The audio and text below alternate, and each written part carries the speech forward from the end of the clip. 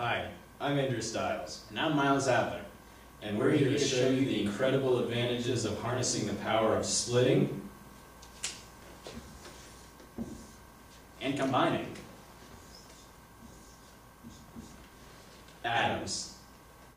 There are two ways to achieve an alternative energy source at the molecular level. This is through both nuclear fission and nuclear fusion. Nuclear fission is when two atoms are shot together at extremely high speeds. These atoms split, and large amounts of energy are released from each split atom.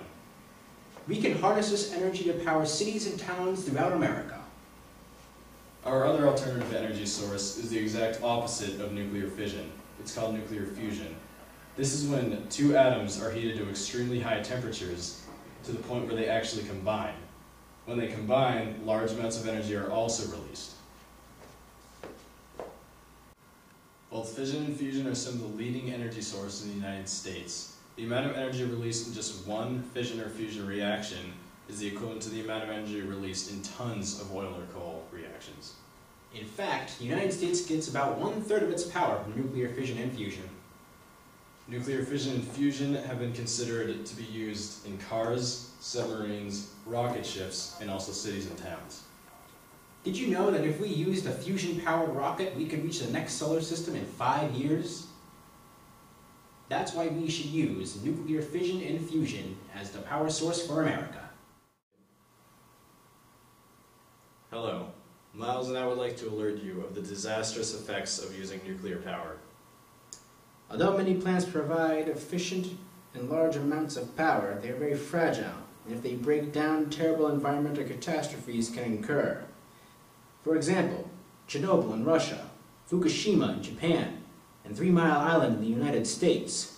Would you want your children breathing that air and drinking that water? I know I wouldn't. A meltdown is when energy coils used to heat the water in a power plant have no water to heat. These coils are so hot that they melt to the floor of the plant and into the ground. From this event, large and deadly amounts of radiation are released into the surrounding area. The meltdown in Chernobyl released radioactive particles that went into the air and were carried all around Europe, causing sickness and death in many countries. Fusion also released large amounts of radiation. It was considered as an energy source for automobiles and other vehicles. However, massive amounts of gamma radiation are released from the hot reaction chamber. The only way that fission and fusion can be safe is if we are able to create a material that shields or contains radiation when it is released. But unfortunately, we do not have such a material. Nuclear energy may seem efficient, but in truth the effects that it can have on the environment are far more damaging, fast-acting, and longer-lasting than those of global warming. And do you want weapons-grade uranium to get into the hands of this guy?